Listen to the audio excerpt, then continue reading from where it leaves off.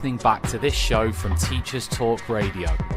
You can catch up with all our shows by visiting our YouTube channel or by listening back at ttradio.org. Don't forget to like and subscribe to enjoy more live education conversation from TTR. We hope you enjoy this show.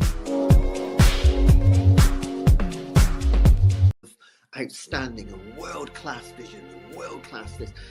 I'm a real leadership geek, honestly. I've spent my whole career reading books and chatting to people. I just find the whole thing and the announcement, the way it's been announced, bizarre. If you could move away from a model where teachers are so intensely focused.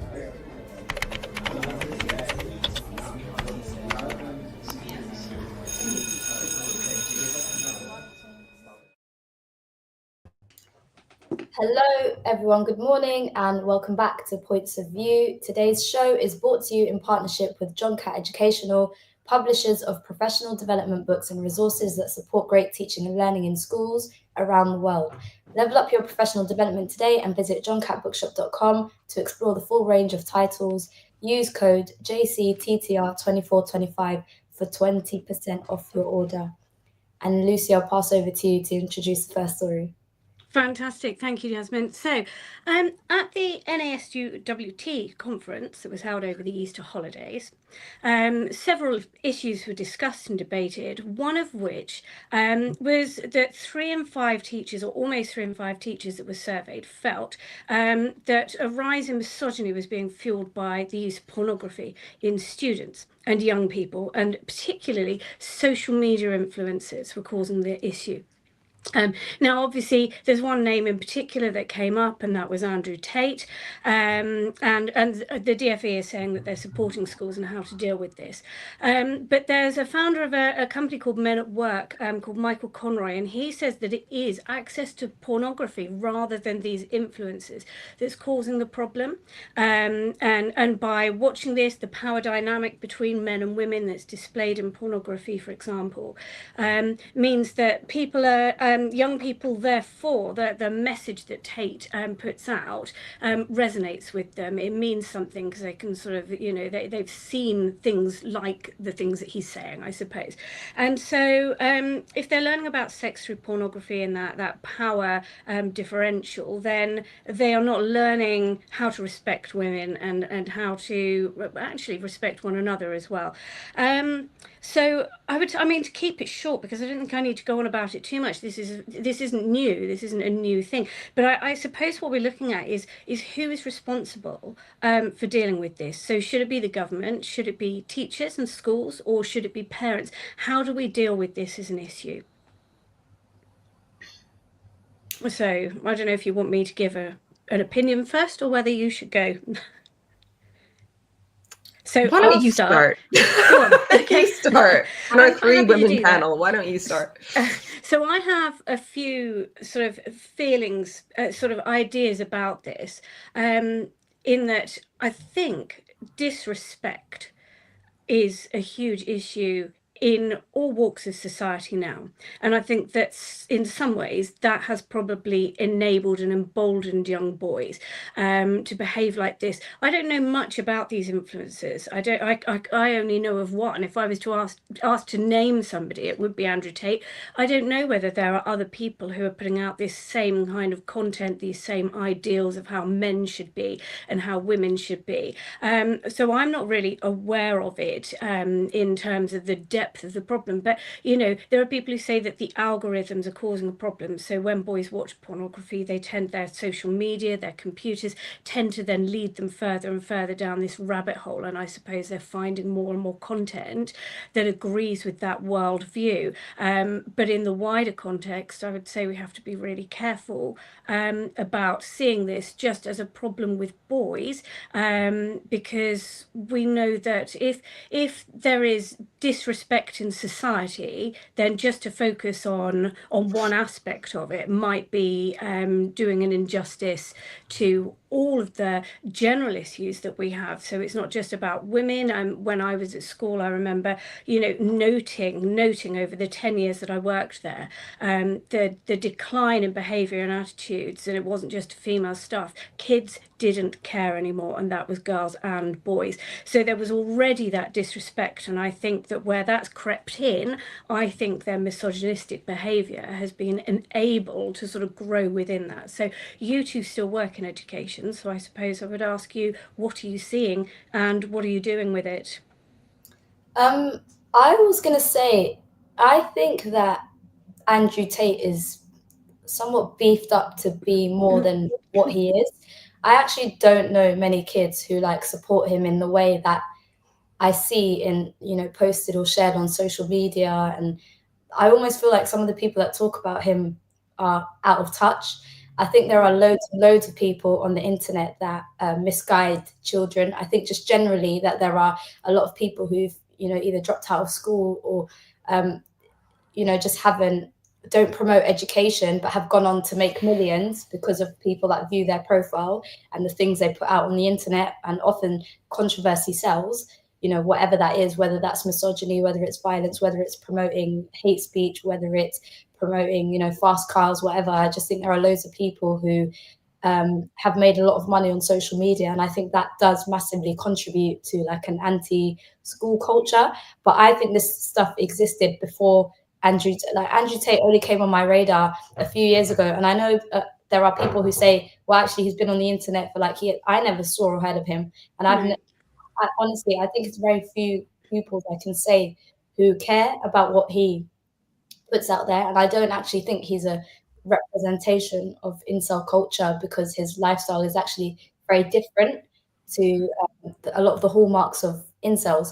So to go back to what you were saying about who should deal with it, I think schools already deal with enough, to be honest. I think it's so unfair that all the public services have almost been decimated and schools are already the ones dealing with so much that pertains to children. And I think it's just unfair.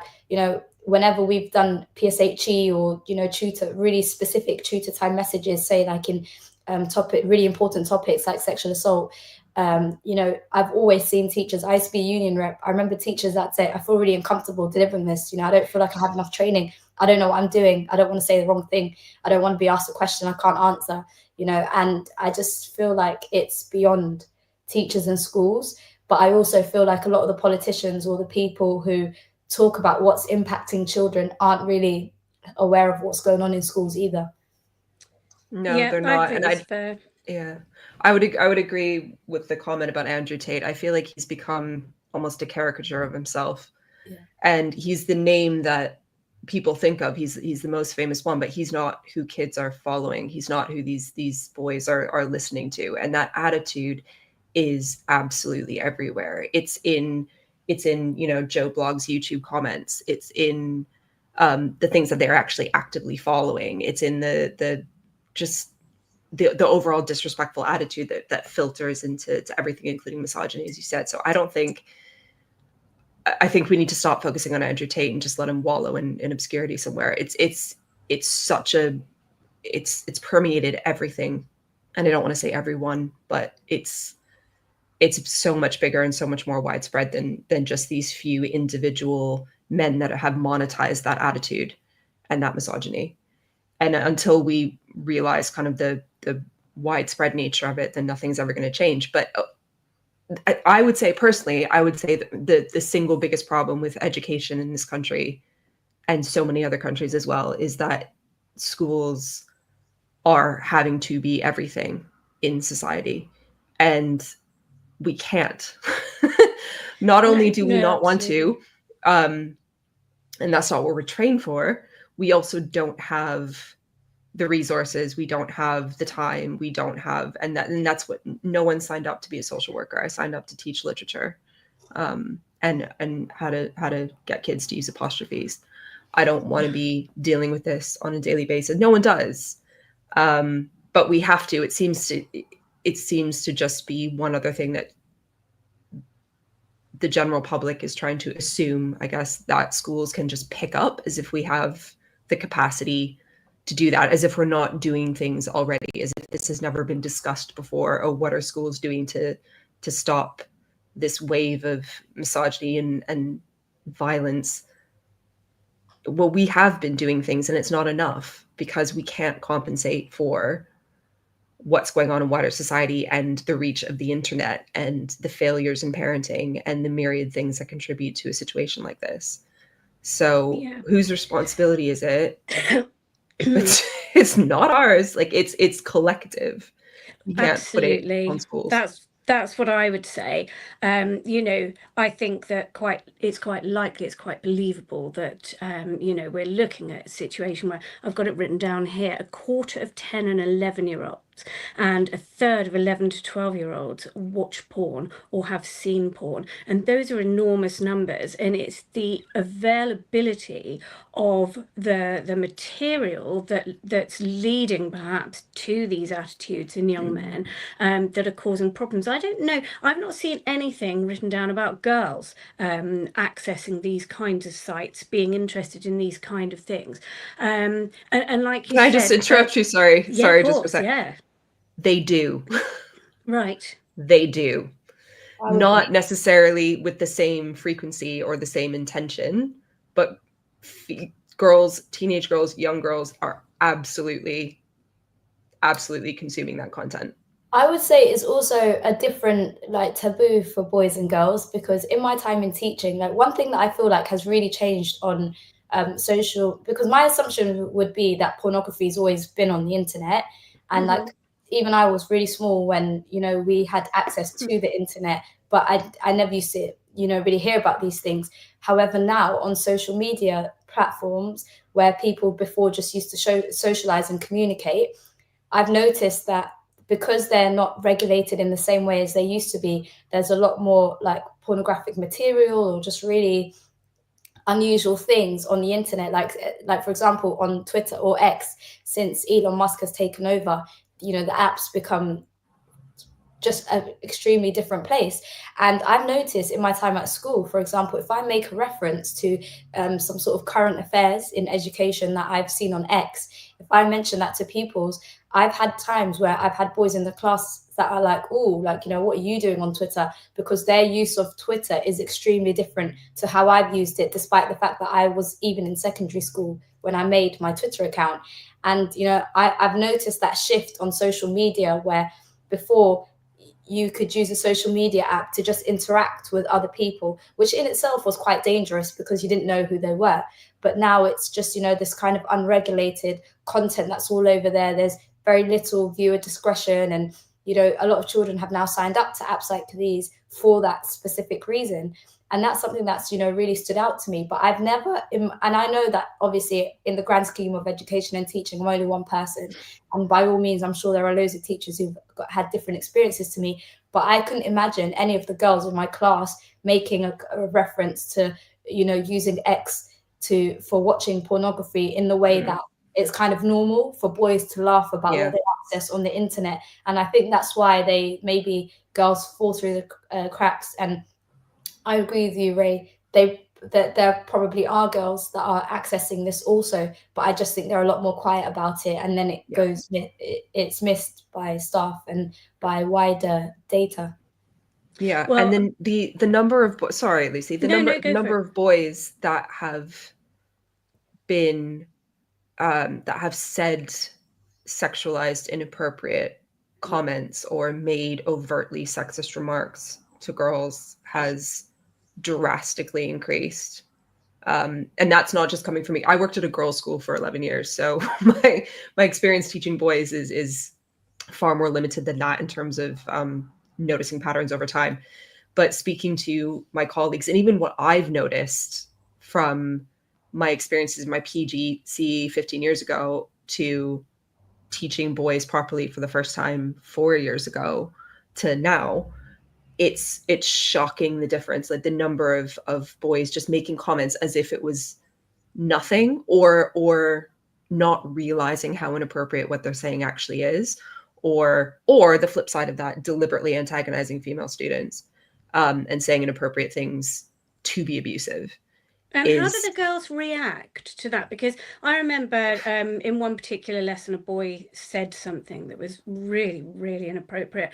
And I was just had two students that I was doing some sort of close work with.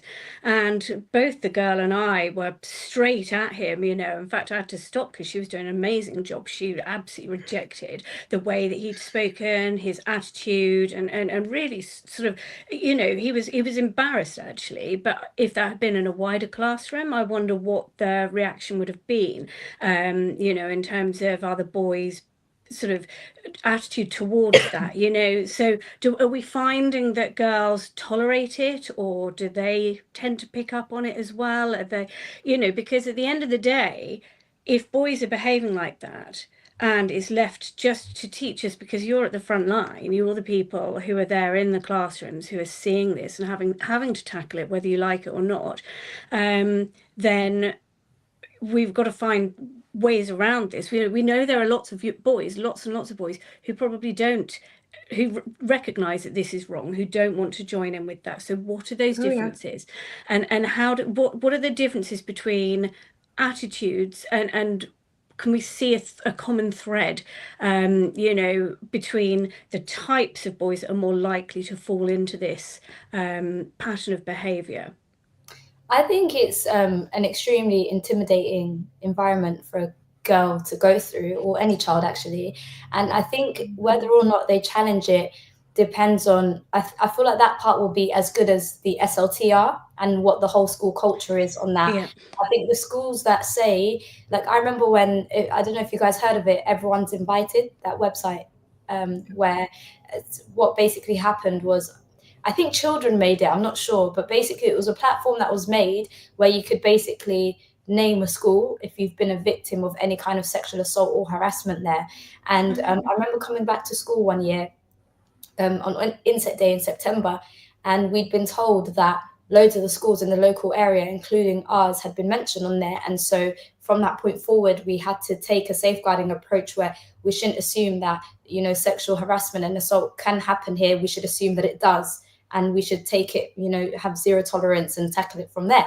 And I feel like if you're in a school where these things are discussed, you know, teachers aren't taking it personally and they're thinking, you know, they're communicating to the children, they're not shying away from it. I think then maybe you have children who would be more inclined to come forward.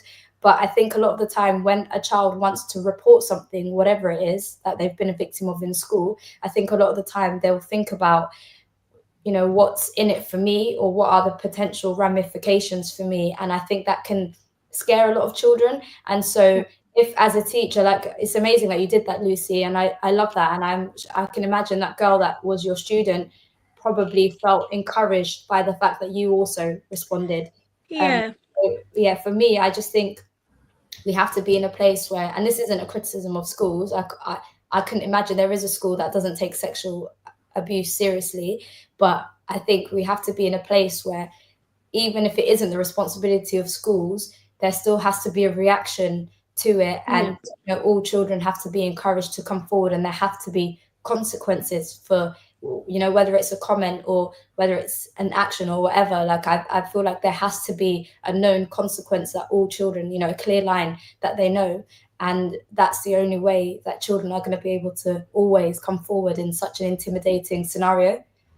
Yeah, and of course that's the SLT culture, and the culture of behaviour in the school is enormous, because if you're in a school where they are onto these things, where they have very well tested pathways to deal with these issues, then I think obviously it's going to work. But in schools where, you know, dare I say, you know, where you've got teachers who sort of go, right, buddy, what have you done? Let's go in and speak to Miss and see what's happened. That kind of thing isn't the culture that you need, because you're instantly belittled and put in a place where you know that anything you do isn't going to work. And we hear about schools that are like that. So you know, we don't want schools to have to be the places that tackle this, but these are the, you know, schools are the places where they see it the most. Parents don't necessarily recognise it in their children, perhaps, or they don't spend enough time with their children to see it. That it's a sort of a peer culture, isn't it? So whether we like it or not, we've got to deal with it. But do we feel that perhaps, there should be intervention from outside, from, the Department for Education? Should they be looking at, different ideas again, smartphone access for young people? Or do you feel that it is the access to the information on phones that's fueling this? Yes, I think it is. I think that the fact that social media apps aren't regulated, there's just this like plaster put on everything where you're told you have to be 13 and above to access, certain apps. And yet almost every child I know that's younger than that has these apps unless their parents have intervened. So I think, to me, again, it's just the government out of touch and once again putting unnecessary pressure on schools. I'm happy to see that it's something that they're addressing. But again, as you've both said, it's not something that schools can deal with as a standalone. And I think there needs to be more accountability for the people that run and own these social media apps and what they're allowing to be posted. And, the fact that children are able to access this, like once upon a time on X, if something harmful or abusive was posted, it would almost always disappear if somebody reported it. And now it doesn't. Like I've noticed if I tweet something random about school, I'll have all these bots, replying, encouraging you to send them a direct message. And it's just like, what happened? So Elon Musk happened. Half my age. Like, I just feel like it's a complete brain rot, and it's honestly really concerning. Like, I think the people that run these social media sites should also be accountable. And I don't think it's good enough to just say, well, this is for, 13 plus and, viewer discretion is advised. But that's not enough, because we all know that children will cross boundaries if they're left unregulated. But then again, I think if there is any group that can really help schools, it's parents. When children are outside of school, I could spend all day not letting any child on their phone. But what about when they leave after school? What are their families doing? What are the people, their carers, doing to ensure that they're not browsing anything that they shouldn't be? There are so many parental controls that you can put on Wi-Fi and on devices, screen time. There are so many features that didn't exist when I was a child that now exist, and you can even use your Wi-Fi to check which websites have been accessed or which social media sites have been accessed on your Wi-Fi. There's so many things parents can do now. And I think parents, a lot of them, I feel like have good intentions and maybe just aren't educated on what it is that they can actually do. And so maybe that's something the government should look to as well, offering this training to parents, making, disseminating information so that it's widespread and well known amongst families. I think that would also help. Yeah, I think I agree with you. I think social media corporations need to do more to get rid of the harmful, violent, offensive, etc. content on their sites, not just for children, but for all of us, because no one needs to see that stuff. No one wants to see that stuff. There are too many bots. There's too much, it's ridiculous. It's a joke. And so it's not just for the children's sake that more controls need to be put in place. But also as consumers, I'm really tired of us complaining about it and still using them. Like we complain about it and say, this is horrible. And then we go and we update it's ridiculous. We need to actually do more against it. But anyway, regarding the children, to me, it is the parents. It's the same thing. Filmmakers, they make a film and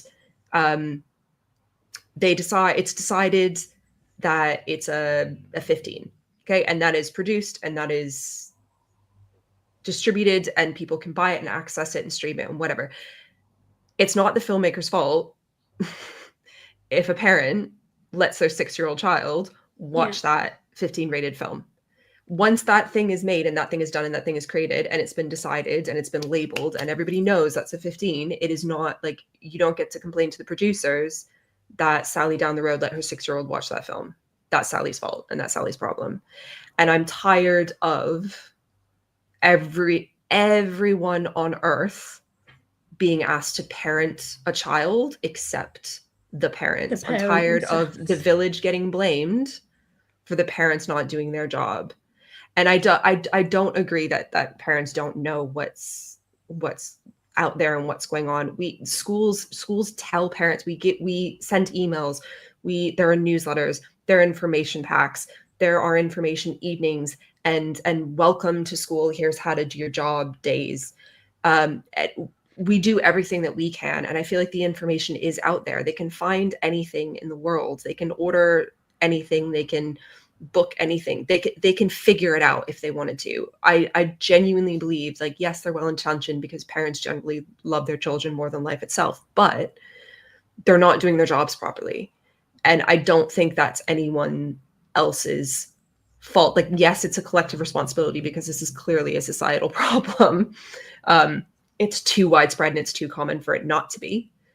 So we do need to take steps, like, but honestly, I don't know realistically what those steps are to get parents to do what they're supposed to be doing, because I'm 37 years old. Okay. I'm the same age as a lot of the parents of the students in my school. So we were raised, granted, in different countries, which is actually not an excuse, because my country technically is a developing country where I grew up, and y'all are from England. So definitely not an excuse.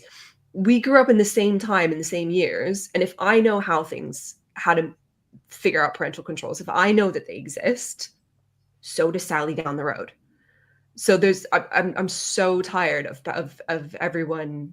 I'm ranting now. I'm just so tired of parents. I'm so tired of parents not parenting, and it coming back on everyone else. I They totally need to agree do their with job you. better. I completely agree. So I have 3 children, but they're all adults now. And so my sons, who are 26 and 23, refer to their 18-year-old sister as being from the iPad generation, because they feel a generation apart. Because although they had rudimentary phones, there was some group chat thing they used to be on. I don't even know what it was, but it was like a messenger type thing. Yeah. What was it? Was it on a BlackBerry? No, it was on, but you could use it on computers and things as well. And that was the MSN. first. The MSN, Probably. that's the one. Yeah. So they had MSN, and that was just messaging their friends through, their computers, or whatever, if they had access to phones. But they were a lot later having a phone. Their phones, these awful things that didn't scroll the screen very well. It was very rudimentary. By the time their sister was old enough, she had access to a phone. There was TikTok used to be called Musical.ly, and she downloaded it despite me saying she wasn't allowed to have it, because I'd heard bad things about it. So I had to take it off. And so it was a constant situation of having to watch. Let me look at your phone. What have you got on there? And when you've got parents who don't either know how to parent, or because when they become teenagers, they become completely different people, and those people that used to go, you're cheeky, suddenly become very, very hard, and getting the phone off them can be really tricky. And I think a lot of parents just feel, well, I can't do anything about it. And I mean, it's great to hear about the parental controls over internet access, because that wasn't around even when my daughter was young enough to have a phone, but not old enough to be going on it without us knowing what she was doing. There wasn't really that. I feel that that's sort of just starting to come out now. I think that there's a lot of work being done to restrict access for children, but of course it's still got 5G, and I don't even know how you deal with that. I'm so glad that I've got out of it at this stage, if you see what I mean, because I think parenting children now, although when you give your child a phone and you say, for the first time, you say, right, you can have a phone, but you can only use it between the hours of, because I've set the Wi-Fi settings. I guess they grow up with that as an expectation. But wrangling a phone off a child who hasn't finished yet, everyone else is still on it. I've been there, and it's another fight that you have to have. But parents have to have that fight. They have to push it on their children that they are in charge, and that their children can't just access the phone, access the internet, and do as they please. And it's hard. It's really hard. Like you said, all the parenting classes that schools offer, the advice, information, emails that come out. But is everyone reading it? Does that information get through to the people who most need it? And that's the issue. I think we all agree parents are the key to this, really.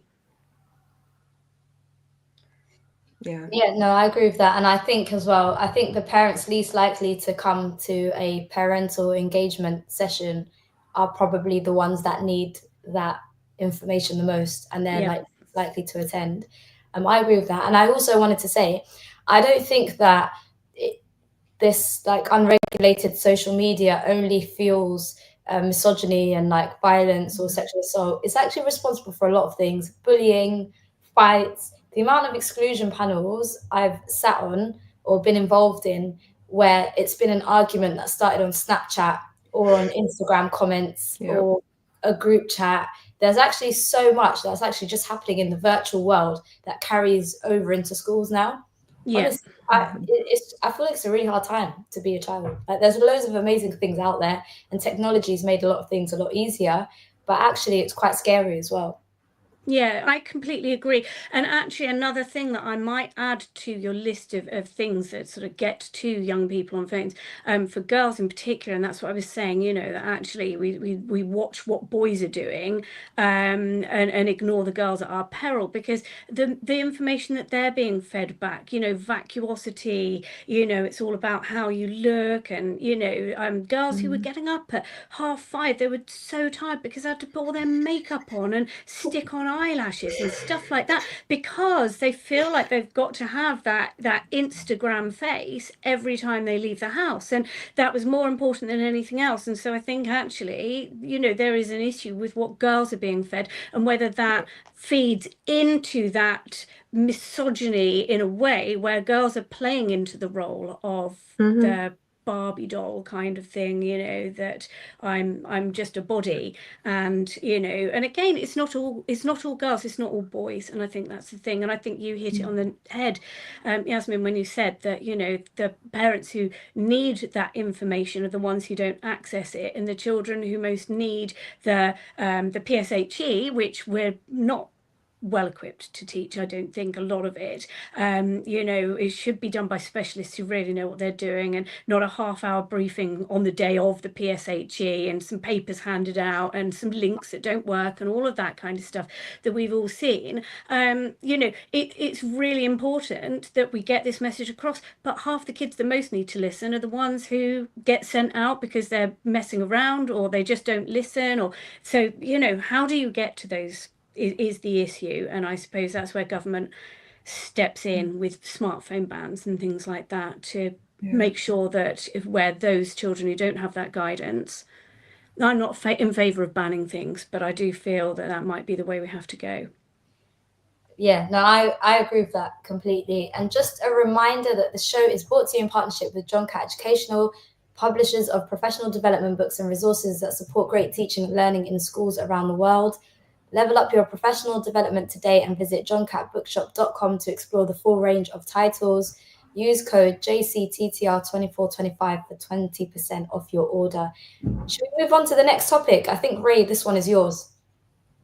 Yeah. So I came across a story this is from Virginia in the States, but it speaks to a lot of issues that are happening over here in the UK.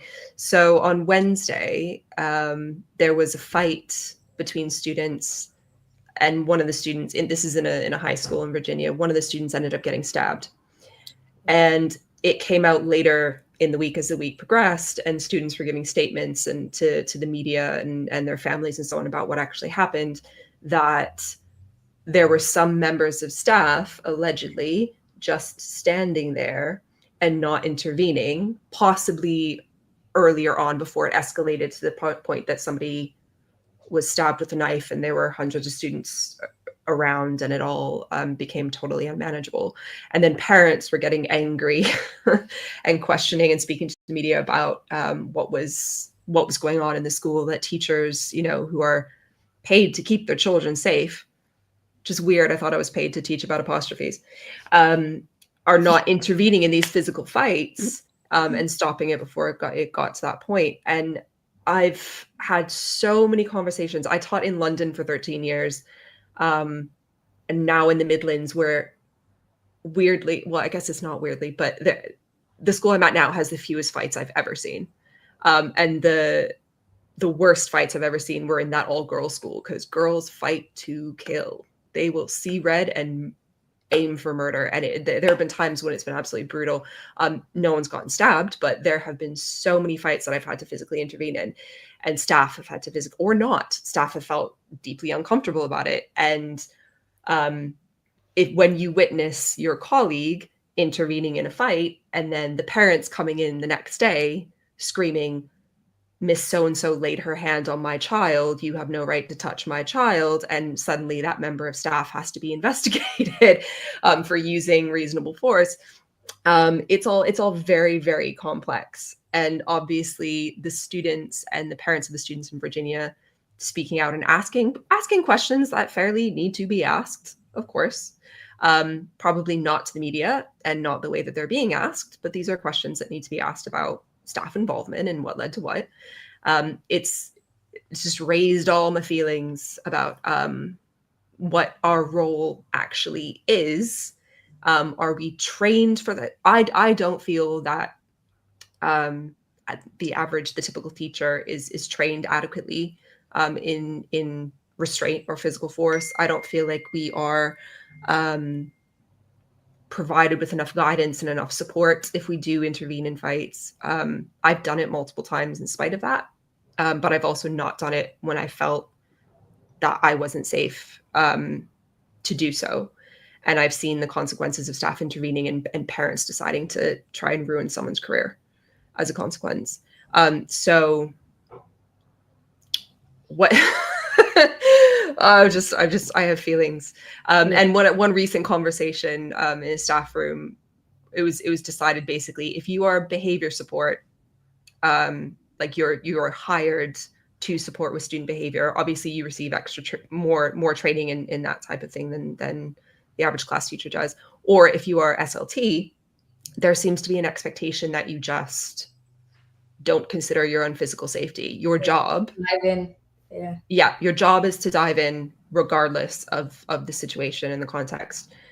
Whereas class teachers don't have that expectation, but also if we do intervene and something happens, we could be in trouble. If we don't intervene, we're in trouble. If we do, and how is the average person meant to judge where that line is? What is reasonable? What is excessive? What is messing around? What is dangerous? Does anyone have a knife in their pocket? Because I don't have X-ray vision. So how do we decide these things and make decisions that are going to protect the students and keep them safe, but also keep ourselves safe and not destroy our careers? Yeah.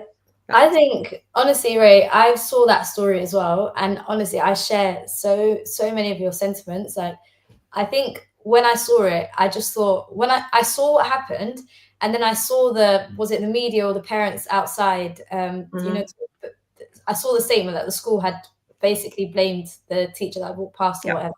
And I just remember thinking, teachers, exactly as you said, it's like they're damned if they do and they're damned if they don't. And for me, what I always think of, I've been to 4 schools, and aside from one, which was a pupil referral unit and wasn't mainstream, I have never been told what I should do if I come across a student that's in a fight or students that are fighting. And it's almost like that kind of bystander effect. Like, I remember the first time I saw a fight in school, I didn't want to get involved because they were at the edge of a staircase, and I just thought, what if I try help them and I fall down? Like, I started to have intrusive thoughts, and I just thought, I can't be involved. And then every other time I just, tried my best to help. But exactly as you said, if you don't help, you can get in massive trouble. If a child was to get injured, there'll be, questions, whether it's from the family or whoever, or the school. And if you do get involved, you can easily be accused of, assault or, handling a pupil in quite a rough way. And either way, it's just a really daunting position to be in as a teacher. But to me, I just think, what are schools doing? Like, most schools do have fights. Like, when are SLT going to decide, well, actually, when is it going to become part of Inset Day to actually address, preemptively, that there may be students who fight, and this is what we want you to do? Because you might be in a place where there is no SLT nearby, or there is no behavior mentor nearby. So what then? What if a fight breaks out in your classroom? You then are the most senior person there. So, I think schools need to start addressing this. And honestly, it made me really angry to see that the teacher even though it is a bit scary to know that a teacher can, just walk. But I didn't see the actual footage. But I mean, no, I haven't either. online. I wouldn't want to ever see that. But I think what is sad about that is, since when was it a teacher's responsibility to break up a fight? There's a difference between a responsibility and or being, you know, compelled to do something and doing something out of goodwill because you care about the safeguarding and well-being of the children. You know, there is a difference. You can be accountable for one but not the other. And you know, I just think that it's a really sad position. And I think, to me, it speaks a lot to when schools are, anytime a school's under pressure or under fire from the public or the media, they often resort to blaming their teachers. Like they feel outnumbered by the public, so then they go and outnumber whichever member of staff's involved. And I just think that happens a lot of the time. Would that teacher really have faced the same criticism if the public and the media didn't get involved? So that's what I was thinking about when I saw this. But I think to tackle this, schools need to actually start addressing that they need a policy on what their staff are meant to do. Yeah. So Oh, go on. I was just going to say, schools are great at scapegoating. Schools are great at scapegoating, and it's just so good at it. And it's very, very frustrating when it's like you've had to make a decision in the moment when there's absolute chaos going on, and there are young people's physical safety is at risk, and your physical safety is at risk. And like, how is any human being, except someone who's been training and been doing this for years, meant to make the perfect decision about this? And yet it's I've seen the scapegoating happen so many times. Sorry, Lucy, go on. No, it's fine. So I was going to say, so I did receive training at my school, a number of years ago. About halfway through the time that I was there, we had I think it was 2 days or 2 afternoons or something, 2 big sessions, and we were taught about things like soft C's. So you have your hands like that. You shouldn't grab, for example. So you've got to keep your hands, and you know, we were demonstrated. We all had to sort of shake each other around with soft C's to show that that would work and that you could restrain somebody. I'm still not convinced that at 5'1", 5'2", if you've got 2 sort of 6-foot students or even just one of them involved in a fight, that I would even be able to get any soft C's around any useful, you know, sort of, because you're looking at upper shoulder grip. Do you see what I mean? Because that's where you can control somebody, and you know, and it's just I have never ever had to intervene physically in a fight. I never have. So I'm very grateful for that. But, you know, we've got to remember that we have teachers who are older, who might not feel confident about intervening. We have teachers who, we are humans. We may have broken our arm or, you know, be recovering from that, had an operation, pregnancy, any of those things. Even if you haven't, at the end of the day, in that story that you cite, one of the students was stabbed. And so that could have been somebody was going to be at the end of that knife, and the implication is it should have been at the teacher at the end of that knife and not the student. And that's always the implication. I'm not sure. Yeah, absolutely. I'm not certain that is the way. I'm not saying anybody should be at the end of a knife, but there are some serious issues when children are going to school with knives, and we know that they do. And maybe people would feel more confident if they didn't think that there could be a blade whipped out at some point. So again, it comes down to that. For me, that idea: do we need to have students go through a metal detector to check whether they have bladed items with them that could cause that? Because if you knew you were working in a school where, you know, a student couldn't bring a knife in, then I guess you might feel more comfortable about stepping in and trying to stop something. But the expectation that teachers are, because they are older, they are in charge. Well, when you're a teenager and you're furious about something and you're ramped up for a fight, it doesn't matter how grown up somebody is, they are not going to be able to stop that very easily, and it is a question of judgment over safety. I want to say, Lucy, I also did that training when I was in the pupil referral unit. Yeah. I just felt like that training only applies to primary school. Like I'm quite short as well. I'm, you know, and I'm only 50 kilos. So like, I just feel like I wouldn't have the strength. Like most teenagers are taller than me. And like, I just would not be able to get a grip on them that's soft enough to stop them. Maybe if they were primary school size, yes, but Absolutely. not the average child I look up to in secondary school. Yeah. So like, I just knew if there was a fight that was going to break out, it wasn't going to be me that was going to be particularly helpful.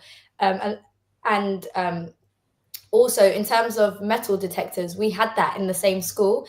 And one day, I remember I had to go visit another school in the morning. So I was a little bit late to school, like a planned kind of absence. Yeah. And as I was driving up the road, I saw a bunch of our students basically getting knives out and putting them in recycling bins in like random people's front gardens on their way to school. So it's called like parking your knife. So you leave it there because you know you're going through a metal detector. So to me, like, I honestly couldn't believe what I was seeing. And like I was just driving by and I did actually speak to them and put my window down. So like I made it known that I saw them and obviously reported it at school. But to me, sometimes I feel like having knife arches can actually still put children in the same danger. Like, yes, they're more likely to be safe during the school day. But what happens when there are knives buried in soil or in recycling bins a few, tens of meters from your school gates? What then happens if someone's really, really angry at somebody else and now there are no staff and there's no school environment to stop an escalation? And honestly, I felt really like on edge a lot of the time where I just kind of used to think, like, I just couldn't forget it. Like, I've left that school and I still can't forget it. But I just think sometimes even knife arches, like children will still find a way around them. Yes, inside of the gate will be safer, but what about for the purposes of this story or for this scenario where we're talking about whether teachers should be stepping in and intervening, breaking up fights, and at the end of the day, the fury in that story was the fact that eventually a child was stabbed, and that was the worst thing, because fights used to be very common in my school, and but if there's a knife at the end of it, then it becomes so much more serious. We can't account for what kids do out of schools. That is the parents' role. And if we're talking strictly about protecting children when they're at school, which is what Ray, you said, that was what you thought. You were there to teach apostrophes, but no, your role is actually to keep the children safe. Obviously, to keep them safe, yes. Yeah, then the kids taking their knives, I mean, I didn't know about parking their knives, but that would make sense that, you put it somewhere and then you pick it up on the way back. But who's in charge then, and at least if they're out in the open passing if there's a fight, and the whole bystander effect we see now, people are more likely to film it, I guess, than intervene. Right, and there are usually two ways that things escalate to that point of somebody getting stabbed in school, and one is it's planned. They've planned to go after this kid. They've planned to do as much damage as they possibly can. They've brought the knife in, or they're going to use something. If a teenager plans to do something, good luck. Find a way. They will find a way to do it. If they plan to cause injury to somebody else, they will find a way. If they plan to sneak out or run away, they will find a way. If they plan to never do a work, they will not do it. Like, if it's planned and intentional, good luck. There are knives in food tech. They will find a way. But I think the arches are meant to stop the second reason, which is just the red mist and the escalation and the heat of the moment. They didn't plan for this to happen, but now they're angry and they've lost control. And if you reduce the weapons that they can physically have on them, the access to more dangerous things, that drastically reduces that second type of injury and that second type of escalation. So it's not going to solve anything, and it's certainly not necessarily even helping anything outside of school. It possibly is making it worse. But as you said, Yasmin, but it's reducing. If you can reduce through metal detectors and so on, any weapons that they can have on them, you're going to have far, far, far fewer incidents of that second type of attack. Yeah, no, I agree with that. And that's why I said, like, yes, you're going to make the inside of the gate safer. And that's a great thing, but the only reason I raised it is because I think when a child leaves like walk straight out of school and they haven't even gotten to the bus stop and gone home yet, but they've picked up a knife on the way. I think in my mind, I don't really see it as this, line where, the child's now stepped outside of the gate and now they're the responsibility of their parents. I mean, technically they are. And technically, if you're in public, we've got the police and we've got all sorts of things that should really be stepping up and contributing. But I was only raising it because I think for me, I see, like, as I've been SLT before, we do duty walks. Why do we do it? It isn't important if the local area and the surrounding roads around school aren't still a part of, the school community. So the only reason I raised it is because I just sometimes have concerns that, yes, you might reduce the chance of a knife incident happening in school. And I mean impacting children, not the teachers, but impacting the children. But those knife arches, the only reason I raise it is because the main thing that to me is happening is you're just kicking the can further down the road or down the day, in that there might still be something really serious that happens after school. And so what could be done to tackle that? But I was just kind of thinking out loud. Or a small child or someone else could pick up a knife. Like, they've just deposited these deadly weapons in the community where, like, innocent, uninvolved people can get injured or find them. And same, even though it's not, I know this is so off topic now, but they used to do the same with vapes as well, because metal detectors are meant to pick up vapes because they've got metal in them, but they would put them in their shoes because you take your shoes off before you're scanned, or it wouldn't beep because the scanner, whichever part is detecting the metal, kind of stops when it comes to your shoes. Or a lot of trainers have like a little metal bit in the laces. So if you use a wand, it would beep and they'll be like, oh, that's the metal bit in my shoe. But actually it's the giant vape and the THC that's under their sock. So a lot of the time they bury them outside school. And, I was honestly fascinated by that whole year. Yeah, wow. That's is an issue, actually, the responsibility outside of the school when we've had antisocial behaviour from students outside of the school, after school or before school.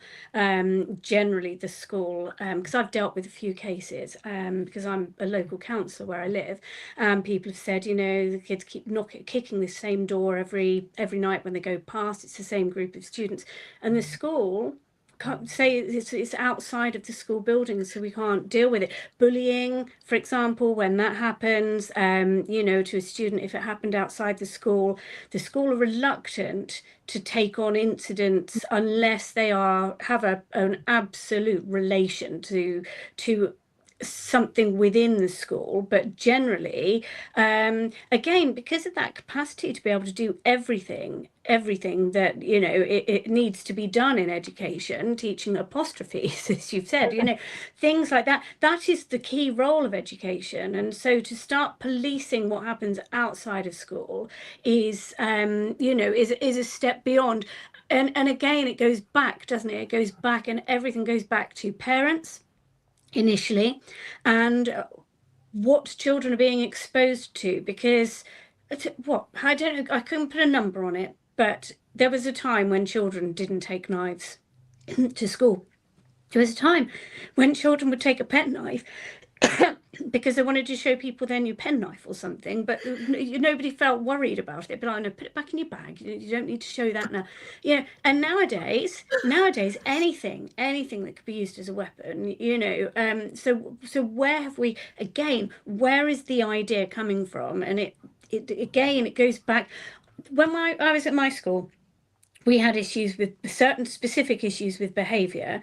And we thought it was just our school. But the more I spoke to parents and students in other schools, friends and their children and things, I found out it was happening at theirs as well. And then on the Edu Twitter, as it is, I suppose it's Edux now or something. But on that, people would be saying the same thing again. And I would think, wow, you've got mobs of kids roaming the corridors of this school and behaving. And actually, what it turned out, these ideas are being spread through the internet. So, like you say, you know, if you want to knife someone, if your school's got a knife arch, go in the night before, find somewhere in the, you know, in the fence where you can put a knife through, and then you can collect it once you're inside. So, you know, kids will find ways around things, and all of these issues are being spread more, I think, rather than being contained in a school. So you might have had a school where a student had a knife and that would have been a problem and it would have been dealt with.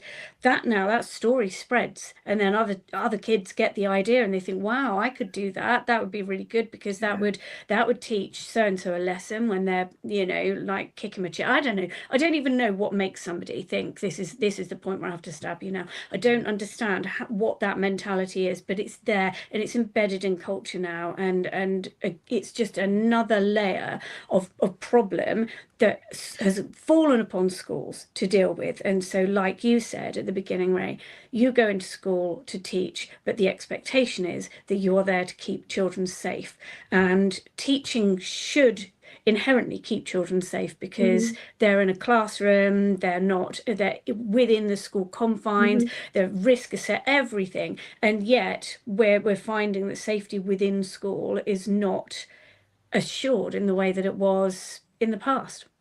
No, and of course we're all meant to keep children safe, but I feel like because that's such an important that is the most important thing that we do before anything else, is so many things get pushed under that rug, like get stacked under that umbrella. Oh, you have to monitor students' social media, this thing happened, they weren't in uniform, it was on a Saturday and it was nowhere near school, but they're both your students, so you're going to deal with this now.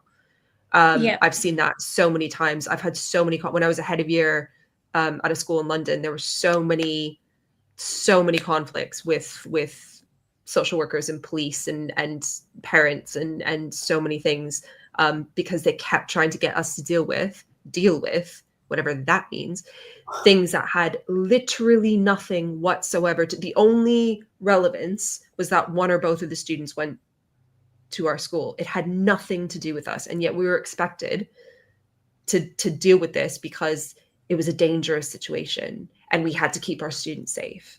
Like, keeping kids safe when they're 10 miles away on a Saturday, that is not on us. No, ever. Not at all. Ever. Educating them about how to keep themselves safe, that is, but what they get up to, because it's such an important thing, that's the excuse. That's always the excuse. The safety of the students, and you feel like you can't argue back against that without saying, oh, I don't care about the safety of my students. Like, they put you in an impossible situation. Yeah. And it is unfair. Would you step in? Would you step in any fight? Would you evaluate? No, exactly. I would absolutely evaluate. Yeah. Exactly. And, you know, so again, it's the judgment and to bear responsibility for an outcome, like in the school in Virginia, I think is really unfair on that teacher. It depends how much they were watching, mind you. Did they run for help? Did they go, or did they just watch and think, oh, you know, another fight, and wander on? Or were they doing the thing that I know? So if this, basically my rule of thumb is, if the students are smaller than I am and I can lift them, you're getting carried. I will separate them. If they're bigger than I am, I'm not getting involved. What I do is I move everyone else away. My responsibility is clearing the area, and shouting for someone else to go get support while I clear the room. Yeah. That's really important. So maybe he was doing that. Maybe he was. Who knows? We don't know. We haven't heard a story yet.